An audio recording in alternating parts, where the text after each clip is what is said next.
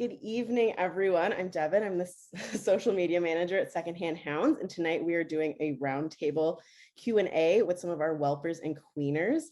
These amazing, wonderful, and probably insane people are the ones that take in mamas or orphans and raise them until they are ready to go to their homes. So everyone, would you like to introduce yourselves? Say how long you've been whelping / queening, if you do one or the other or both, and how many animals you think you've had come through your home.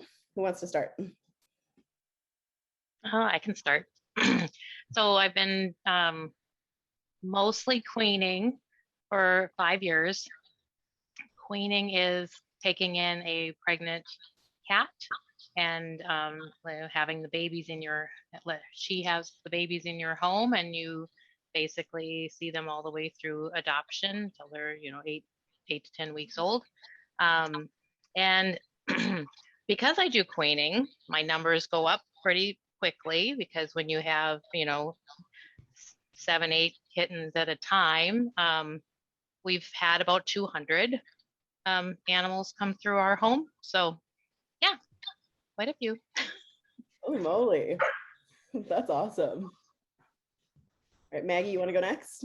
Sure. I'm Maggie Pear3. I have been fostering for about 3 years and whelping and queening for probably 2, but I mix it up and don't only do whelping and queening. So I kind of, when I need a little break from cleaning up, I switch to kittens, or if I just need something that seems a little easier, I'll maybe take an adult dog.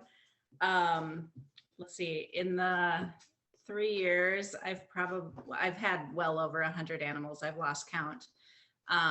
But whelping and queening, I've had 2 kitten litters and 3 dog litters. But 2 of the dog litters had 10 puppies. So that was fun.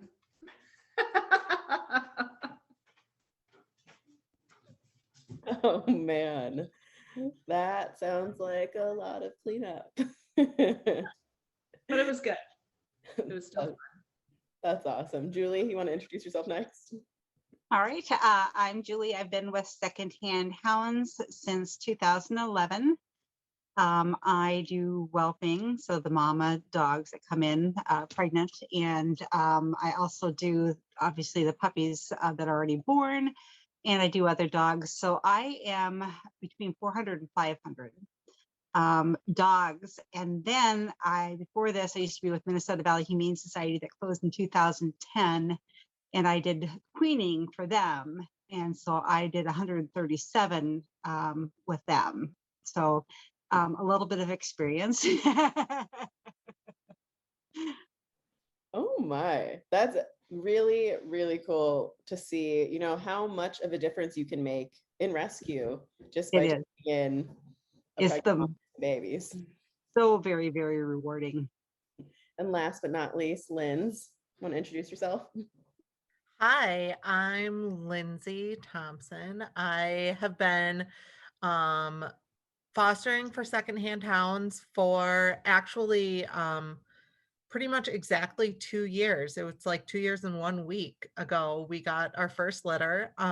We just jumped right in with a pregnant chocolate lab. And as it turned out, she actually ended up having her babies before she came to us. But we are now, we just found homes for our 7th litter. And when I say litter, we've actually found our kind of sweet spot for fostering is orphans. So we love taking in puppies that for whatever reason have been separated from mom, and I bottle feed them if necessary, and we raise them until they're 8 weeks old. So I've had I'll call them litters, as small as 3, and we've done the full whelping experience where mom gives birth in our guest room with 8 puppies. So it's been a blast.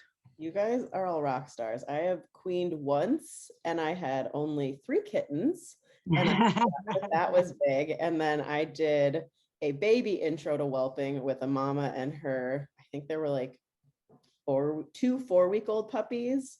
And with that, I was like, I am so good at this. I am so small potatoes compared to you guys. You're truly, truly amazing.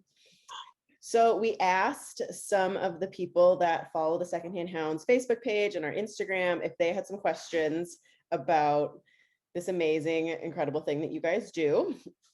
And so one thing that people really wanted to know was, do you worry about leaving your mamas alone to run errands, go to work, do whatever as they near their due date? Do you worry that you're going to either miss it or they'll need you? I know I saw my cat give birth, but I've heard that that was actually pretty rare for most moms actually having their babies. Anyone want to touch on that? So for me, yes and no. For the most part, with the mama dogs, they do tend to give signals if you're paying attention to them when they're getting ready to give labor. So they start doing a nesting behavior where they start looking into areas that they normally don't go in the house, and they might start making, digging more into the bedding and stuff like that. I have set up though cameras in the whelping room when I've had to work away from home, and I just had a feeling about them, and then I could check in on the with a camera, and they're not very expensive. And then obviously I can use it for other things in my life too. But yeah, so I'm not super concerned. I feel like they give you pretty good signs for the dogs. Now the cats are a mystery most of the time. Like you said, most of the time you have no idea that they're gonna give birth that night. Yeah, I would say from my experience with the mama cats is that there are signals too. You know, they tend to stop eating right before they're ready to give birth. So that day, I always kind of see if they're eating very little or none at all, then I'm pretty sure that within the next 12 to 24 hours, I'm going to have a litter. Some of them get a little bit more needy and attached, like they get Velcro kitty, and they don't want me to be out of their sight.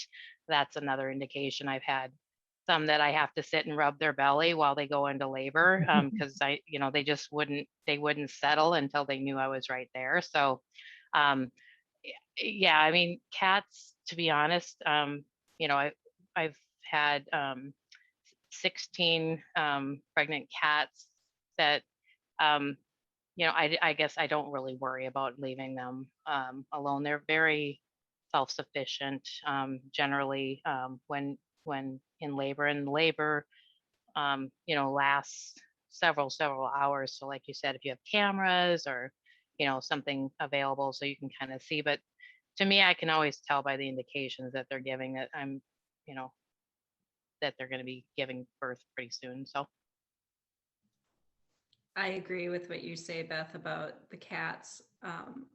That has been my experience too. Although one of my mama kitties actually woke me up in the middle of the night to let me know, like, hey, they're coming, and you sit with me. And so that was actually a really cool experience to be there and feel the contractions, because she was just, she woke me up, she was laying next to me, and then I could feel the contractions coming, and I was like, oh, it's happening. But sometimes they just go hide too, so you just don't even know what happens till you wake up the next day. Exactly. So again, I agree. I don't worry about it too much either. And honestly, over the last couple of years, I've mostly been at home, so it hasn't been too much of a worry. That's Yeah, awesome. I'll just chime in and say that in my one single labor and delivery that happened in my home, it was pretty obvious. Mom was giving some pretty clear signals that she was getting really close to going into labor. I have a fairly flexible work environment, and I had let my coworkers know that this was happening, so I probably was gonna, need some unexpected time off, like semi-unexpected time off in the near future. So Very cool. Very nice to know. I as many of you started a million years ago, it sounds like, when I had my first mama cat give birth, she was an incredible Velcro kitty, but I just assumed that was her personality. So that's really interesting to hear that they become a little more clingy when they're getting closer to giving birth. So cool tip to know. So I will say we did just have an emergency C-section in the Secondhand Hounds Vet Center with one of our whelping fosters last week. And that is an area where with Secondhand Hounds, we are really lucky to have a great medical team. And so you can contact your foster coordinator if you think something's wrong, contact the vetting staff if you're thinking something's a little bit off. In this foster's case, she was a veteran foster and she noticed that her mama dog was having some issues laboring. She ended up bringing her mom in.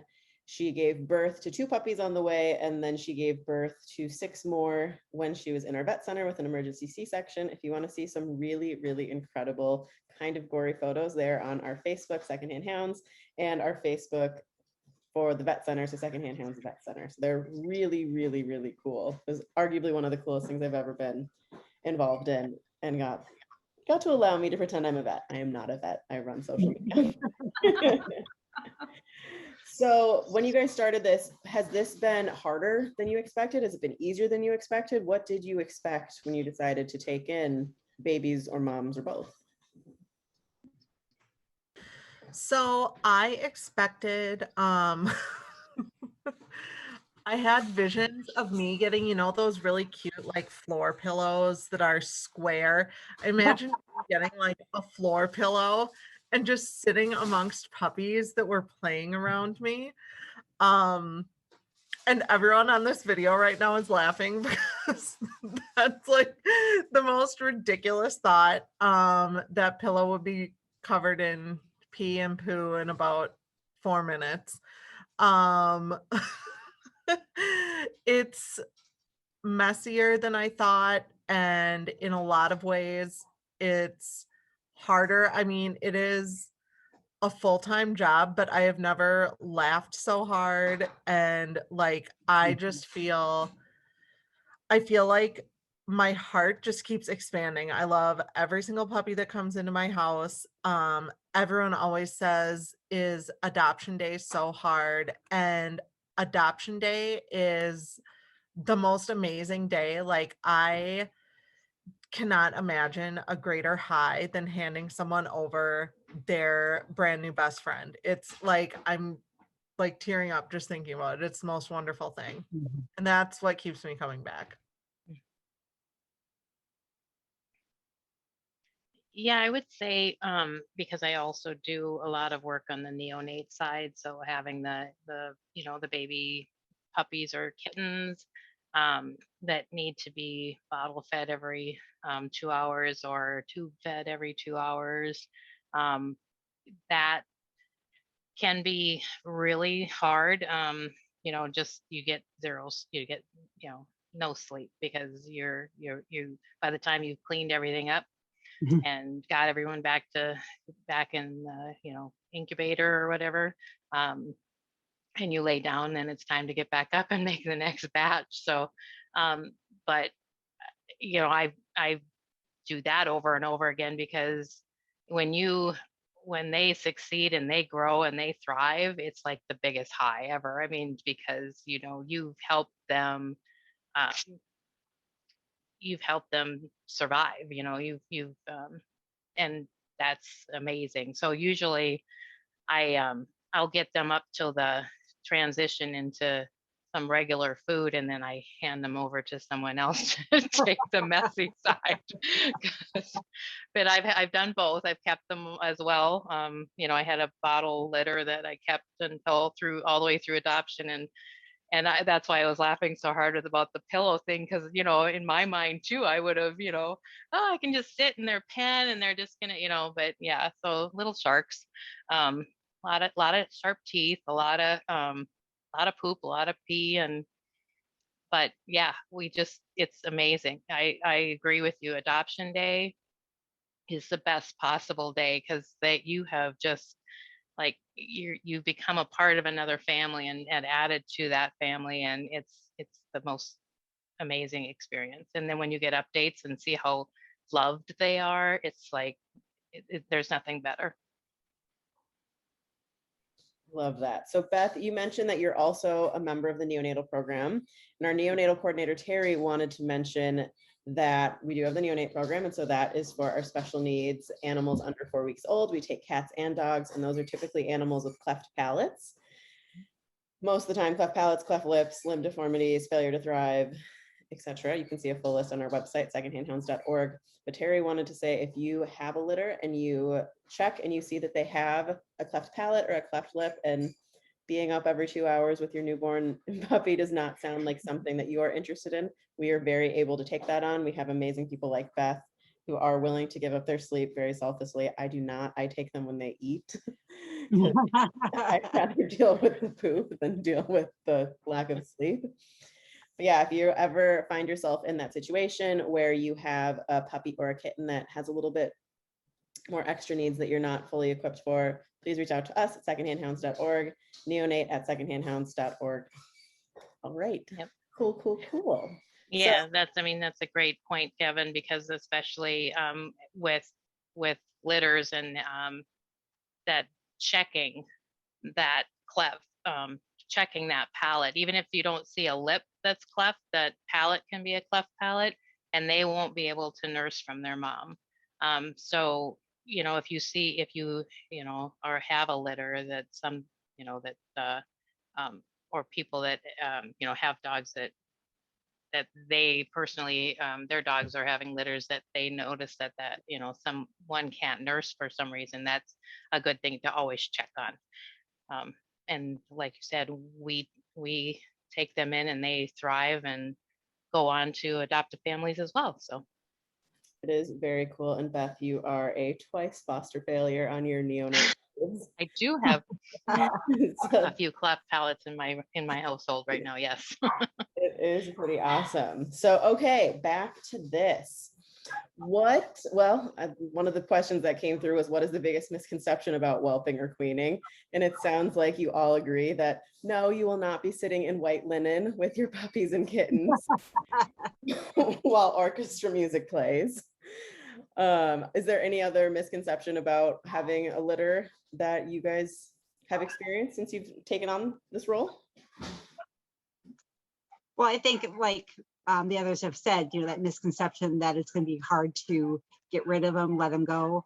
Sometimes you do obviously fall in love with them and stuff, but it is, as Ray has said, very rewarding to see them become part of somebody else's home. And then that allows us to save more lives as well. And that for me is why I'm in it, is for the saving the lives. So I love it. I would say something that I think was a misconception, or maybe it just in general is a misconception, is that it's hard. And I'm not saying it's not hard, but I don't think it's always any harder than any other fosters. I mean, we have a lot of different types of fosters that come through Secondhand Hounds, and they all have their challenges, but they all also have their amazing wins when they get adopted or when they learn how to, do whatever it is we're trying to teach them to do. So from that perspective, I would say like, it's kind of just the consistency of the work at each stage, just like when you have little kids, like at every stage, there's a different thing that you're managing through with them. But it's not hard. It's just, it can get tiring. Very good point. Very, very good point. And it is really cool because honestly, anyone can foster no matter what they're doing. You can clearly have a full-time job, you can have a family, you can have activities, and you can still take in these lives and help save them, which is really, really cool. So it's not, all right, you've decided to take in a litter, quit your job. This is your new job that you're not getting paid for because you're volunteering. You really can do everything while still helping all these animals and getting a ton of snuggles and kisses and poop. So that is very, very cool. Okay, so raise your hand if you have a resident pet, so an animal that lives with you full time, and you manage to do this. All right, so all of you, same. I'm honestly do you find it difficult to do this while also having your own animals in the house? Is there things that you found that you can or can't do, or anything that makes it a little more challenging or more easy? I think it's actually a real nice thing, because then you're able to help socialize those puppies or kittens with other animals. Obviously, as long as your animal likes, will tolerate them and stuff. But I did a lot of socialization, so I've actually got dogs and cats. And so all my puppies get to meet my cat, who's very, she's very dog knowledgeable. So she knows if somebody's going to threaten her, she'll just go up high. But most of the time she'll just sit there and kind of lean back while the puppies smell her and stuff. So it gives them a chance, to have that experience with a cat. And it's very helpful if they are going to end up going to a home with other cats. But it also, then you have the chance for the puppies to socialize them as well with the other dogs. So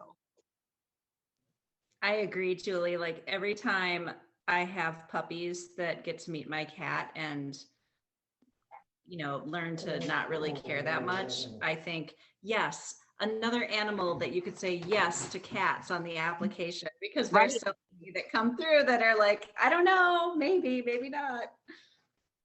Yeah, absolutely. I will say we've got our resident dog, Rosie. She is an absolutely amazing surrogate mom to all of my little orphan puppies. She loves puppies probably more than she loves treats. Maybe some days. No, she absolutely loves puppies. She's so patient with them.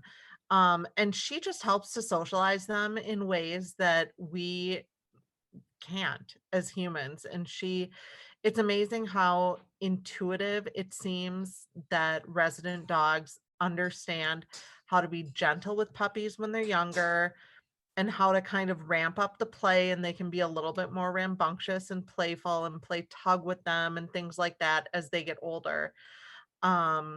It's I don't think that we could have orphan puppies as successful as we are with them without Rosie. And I will also say, Julie, like you, we've got 2 cats who are very dog savvy, very patient with puppies, hopping after them. It probably helps that both of them are larger cats, and they're like bigger than the puppies when the puppies meet them. But yeah, it's absolutely, absolutely possible. And I will say, when we have had mama dogs a couple times, they become great friends with Rosie and have a blast playing with her. So it's, of course, it will not always work 100% of the time. Not every single dog is going to get along with every other dog, but it's worked really well for us. And I think it's important to note too that, you do have to have a separate space for the mama and the babies and stuff. And there's going to be a time period where she's going to be very protective of the babies and not want anybody near her door and stuff. But I find that usually after about 4 weeks, maybe as late as 6 weeks, pretty soon they're like, okay, I'm going to let more people be around my litter and stuff. And the dogs can start venturing forth without her feeling like they're threatened and stuff. That's awesome. You all sound like you have really great pets for this. I jokingly refer to my 2 resident dogs as Team Buzzkill, and they're really good at correcting the animals that come through our home. And my cat, he wasn't here yet when I had my litter, so we'll see how he does if I queen again. But it is really great to have that extra help, and you can obviously clearly do this without having a resident animal. It just makes it a little bit more interesting. So with having, your babies and your mamas, are you finding that babies typically get adopted before their moms? My favorite thing is when somebody comes to visit the puppies and they fall in love with my mom. I have it happen quite a lot, actually, where somebody is applying for a puppy. We usually, at least for myself, the application applies to the whole litter. So I just have them come and meet the litter, and a lot of times mom crawls in their lap and they fall in love, and they end up adopting the mom instead. Yeah, I honestly have have had the similar things where they came to look at a kitten and the mama was so sweet that they decided to adopt the mom, or they even adopted the mom and a kitten.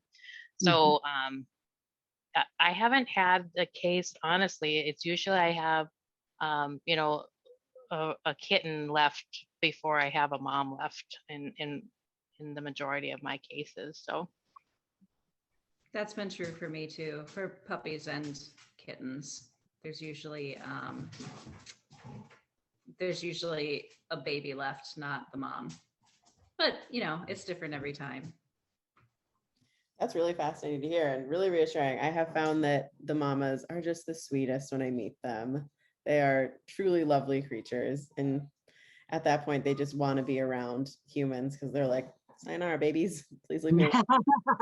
We're getting a little sharky no matter your breed. Okay, so something that is pretty neat about secondhand hounds as a foster in general, but also with whelping and queening, is that we are able to provide all of the supplies with anything that you need to have these animals in your home.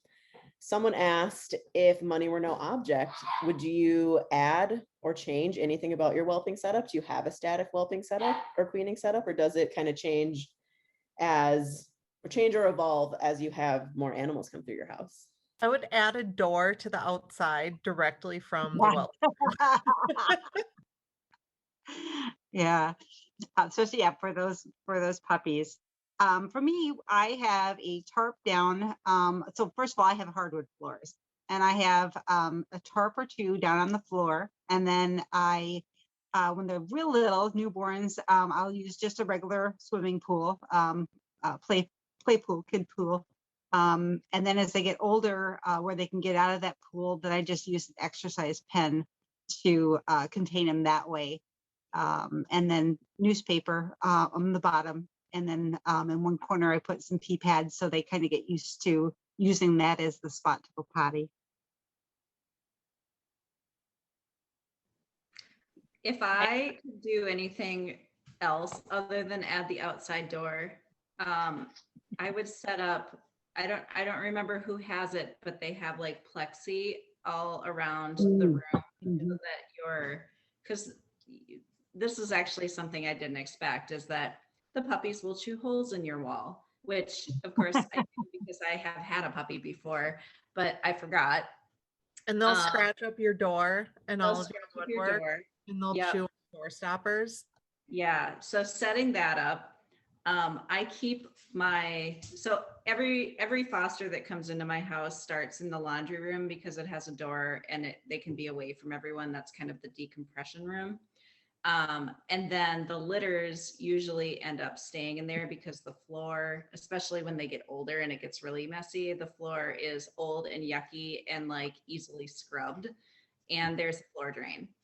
I highly recommend floor drains for whatever room you put your puppies in. Makes cleanup a much easier job. But yeah, I think like protection in the room is really important. Not so much for the cats. I actually go ahead. Oh, I actually took all my carpet out of I had a designated bedroom that I was using for queening. So I built kind of like a little place in the closet that's dark in a little corner, so that's usually where they would have their litter. And then I had carpeting in there, and that, I mean, honestly, kittens, sometimes they take a little bit longer to learn where the box is. Sometimes, between that 3 to 4 week period, they don't quite always figure it out. So what I did is I took all the carpet out and I put all linoleum in, and then I put plexiglass around all the walls, and that's been the best thing ever. I mean, it just makes cleanup so much easier. But I want the door outside for the puppies, right, to be able to get right outside. And then the drain, I love that idea, because I seriously want to build a room that has the type of thing where you can take a spray washer and just wash it all down, go down the drain, and then bring them all back inside through that door. So yeah, And that'd be that would perfect. actually be a great way to give them baths when they walk through their big messes. The other reason I like my laundry room is because my tub is in there. And so whenever yeah. I clean out the mess, I just throw, we kind of have a system where we pass them along, wash them up, dry them up, and put them back in the bin when it's clean. You definitely figure out a system for pretty much everything when you're whelping. It's truly incredible that we're willing to bring these messy, sometimes destructive, loud, crazy creatures into our homes, and we continue to do it. You might have that period where you're going, never again. Currently, I have 3 puppies in my living room. You might be able to hear them. And I'm already going, never, never again. Are we doing That happens this? at about 7 or 8 weeks, right? Yep. I will say it's not like you have to do this back to back to back to back. My husband and I take long breaks between litters, kind of get myself back to the point where I'm like, oh, I really miss puppies. I really want a puppy. And then I bring them in for, 6 weeks or so, and then I send them on their way and then sleep in for a very long time. That's awesome. So, okay, so we've talked about the mess. We've talked about how that can be a little challenging and everything. But is there any part of the adoption process that's challenging with litters? I know a lot of you said that you tend to look at applications for your litters as for the entire litter, not a specific animal. How do you go about, choosing a family? And if people ask for multiples, I know with cats, we do adopt out siblings. With dogs, we do not. Is there anything you guys would like to touch on with that particular thing? Because right now in the last year with COVID, everyone has been looking to bring home a puppy or a kitten, looking to bring home one of these adorable creatures who have just spent the last, 8 to 12 weeks in a whelping or queening home. What is something you'd want your potential adopter to know? So I guess I want to touch on first about, how do I handle the applications? For me, I want my puppies to be attainable. I'm not looking for the perfect home. I work with first application in. And if they are suitable for a home for one of the puppies, then I'll go ahead and set up an appointment with them. So my experience is that I've had some where I originally just met with a bunch of people, then tried to decide who is the best fit. And a lot of times the people are like, well, I'm just going to go to a breeder then. And I don't want people to go to a breeder. So I felt it was really detrimental for the image of rescue to do it that way. So personally, I always do first application in, and then that first people will get the choice of which puppy they want, and then so on down the line. I do something very similar. I always do first application in, and they pick. I always start with a phone call. I never let them come to my house unless I've decided that they're probably already a good fit. And I ask some really, depending on the situation and what they tell me, I ask some questions like, somebody told me once, like, well, I'm finishing up grad school and I'm probably going to move, and we're going to move to a different city. And they were looking at a pity puppy. And I said, so, what are your plans for when you move? Because it can be harder to find places to rent apartments. There are breed restrictions sometimes, not that I think there should be, but it's the facts of life. Yeah. And so sometimes their answers or lack of answers because they haven't thought about it makes it more clear. Whoops. Makes it more clear that maybe they haven't thought through everything they need to think through in adopting a puppy. But I am also the same with Julie in that I try to make them accessible, because I think a lot of people could get a puppy even if they've never had one before. At one time, I tried to adopt a puppy from a rescue and they said no because I didn't have enough experience. And I was like, well, how do you get experience with a puppy if you've never had a puppy? So I try to lean toward openness, and really just want to make sure that they've thought through all the different things that I think they should think through before they get a puppy. And then I always tell my horror stories of when I got a puppy to make sure that they really do want a puppy. And if they still say yes after that, then they're ready. Yeah, and I did want to touch base back on kind of what she's talking about with. So I don't tend to do a phone call right off the bat, but what I do is I have a very lengthy email I send off before I even have a conversation with them. And it will be like, here are the frequent things that, you need to think about. Have you thought about what happens when you go on vacation? Who would take care of your animals? What happens if you move? Are you, especially a lot of the ones I do are small breed dogs. And so a lot of times they require haircuts. And, have you considered the expense that you're going to have for the haircuts? Just things like that. And I think, and I can't tell you how many people I had respond back and say, we decided not to get a puppy, so just the cost of heartworm just kind of just putting out some things about, have you thought about these things? And I think it's, a lot of people are very impulsively applying for puppies. So I think it's really helpful to have that information go out to them. So I am similar to you, Julie, in that I start by sending a long email. I refer to this email as my scaring them away email. Yeah. I tell people that the puppies are going to chew everything they own. They're going to pee on every rug in their house. They're not going to get a full night's sleep for however long. And then, of course, I talk about how wonderful the puppies are, how much I love them, the work I've been doing to socialize them.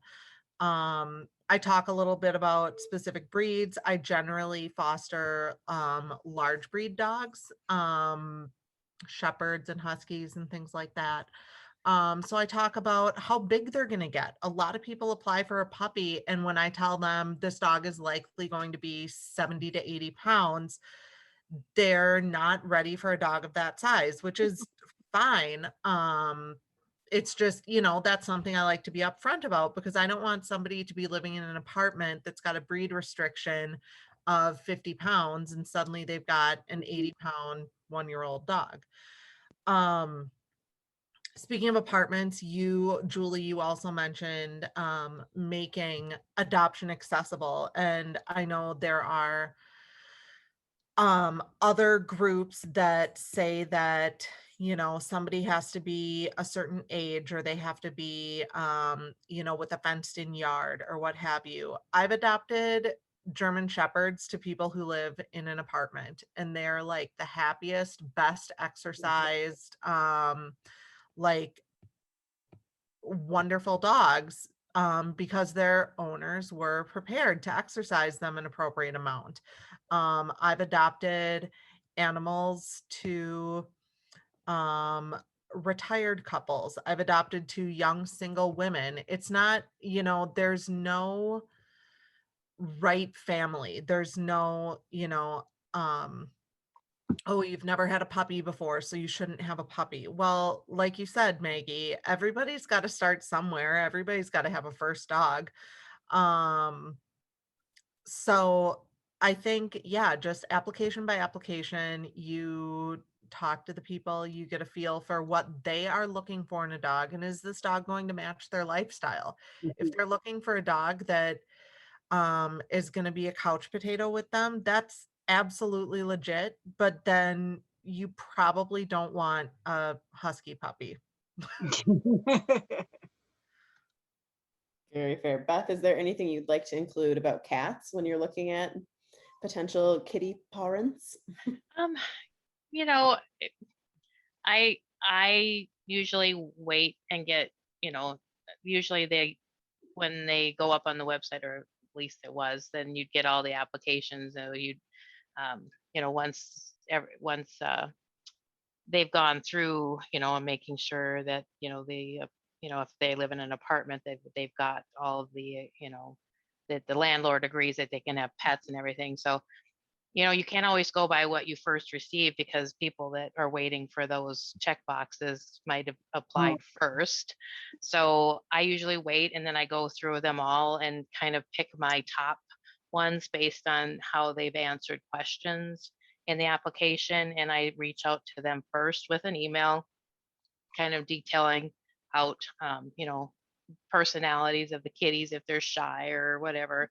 But I don't think there's any, like, there's no, like, I've adopted to, senior citizens that, they're close, later in their 80s, but they just really want a pet. And, you know, that's perfect. I mean, they're gonna love that animal like crazy. That's gonna be their, new child. So, and, I don't think there's any restrictions as far as, other than being a loving home and having, being willing to have a cat box in, on different levels. If you've got a young cat, that you can't put it down in the basement and hope that that little baby is going to figure it out. So I always put those things out there. And, if they're getting multiples, do they understand they have to have multiple boxes? Because that tends to be the area where people are kind of like, I don't want to have a bunch of cat boxes in my house. And it's like, well, you're going to have to. So that's kind of one of the first questions I ask about is cat boxes. Where are you going to put them? How many are you going to have? And the other thing is, how are you going to redirect when they scratch on something you don't want them to scratch on? And can you clip their claws? And, just that type of thing that they, again, they see a cute little fuzzy kitten that they don't, those little talons are sharp. So, but yeah, it's just basically ensuring that they're going to be going to a loving home that's prepared for, the cost, the vetting, and everything else that comes with owning an animal. And majority of people, I very rarely have ever run across anybody that I would say I can't adopt to you. So. Well said. Thank you, everyone. Okay, so as we start to wrap this up, I don't want to take up too much more of your time. Do you have any advice for anyone that's looking to get into the world of queening or whelping? Anything you'd want to share with someone who maybe wants to dabble? Maggie, you want to go first? I was just going to say, go for it. I mean, it's such a neat experience doing it. It's fun. I mean, there's a huge wide range of emotions, but like one of the reasons I decided to do it is that I grew up on a farm and we always had baby animals coming in and into the world. And I live in the suburbs now with my boys, and they didn't get to experience that growing up. And so this is one way that I can bring like the reality of life to their world and share, just how important it is to help these mamas and take care of their babies and set everybody off on a good track. Thank you. Julie, you're unmuted. Do you have any advice or for anyone looking to start this? I guess I was kind of just thinking the same thing. Just do it. It really is amazing. I have had animals my whole life, so this was not new to me. It wasn't scary. It wasn't, so I can't talk about it coming from the newcomer standpoint, but it is one of the most amazing experiences that you can be part of.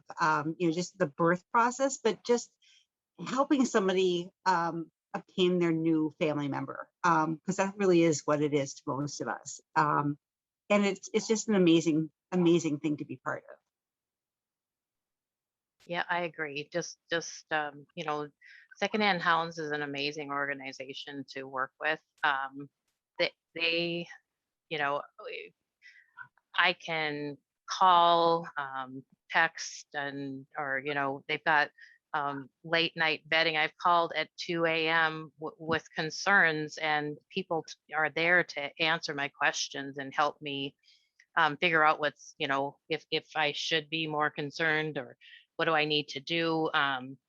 The foster coordinators are always there to help. All of your supplies and everything are supplied. So whatever you need exercise pens, you need puppy pads, you need all food, formula, whatever is all supplied. So there's, it's just you opening up your heart and opening up your home and just having the most amazing experience. I mean, until you get into it or try it, I guarantee you try it once and you'll be back again. It's like a I don't know, a little addiction to be able to save these animals. I mean, that I don't know what else to explain it, but I keep coming back. I have not had an empty house in 5 years. I should probably have an empty house, but I don't.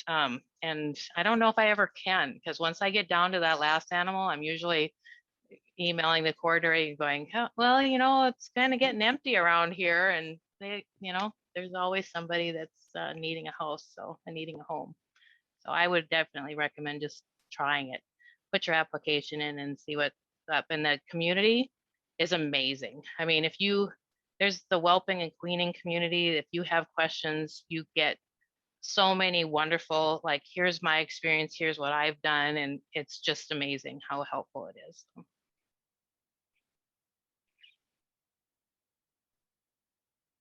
That's awesome to hear. Lindsay, anything you'd like to add? I will just second what Beth just said. I mean, the community is amazing.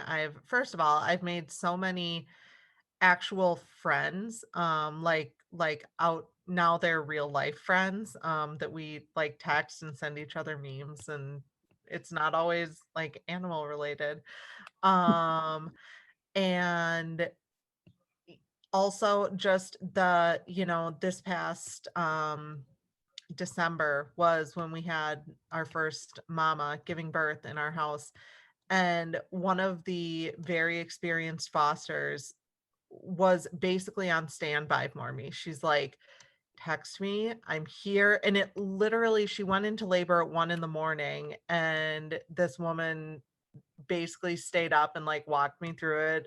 Are you doing okay? Is everything okay? How are you feeling? And I'm like, mom's doing all the work. I'm just here like crying. It's an amazing experience. And just, yeah, I mean, the community is great. I would say to anyone who's thinking about it, just dive in. Like I said, our first experience was a chocolate lab and her litter of 7. And it was amazing. Looking back in retrospect, I had absolutely no idea what I was doing. And now I feel like it's just kind of second nature. Even though, as I mentioned, we take breaks between litters just to have, some normal lifetime. And it's just like riding a bike, right? You just kind of get right back into the swing of things. So yeah. You are all truly amazing. I know that I have reached out to all of you about animals at one point or another. So it really is an incredible community community involved in. So I want to thank you all for taking the time to answer these questions and share your experiences. If you have watched this and you are interested in learning more about becoming a whelping or queening foster, please head to our website, secondhandhounds.org, fill out a foster application, indicate that's what you're going for. You can meet some of these amazing people. I'm sure they would be very happy to answer any more questions that you have once you join our incredible community. Thank you so much for watching, and good night.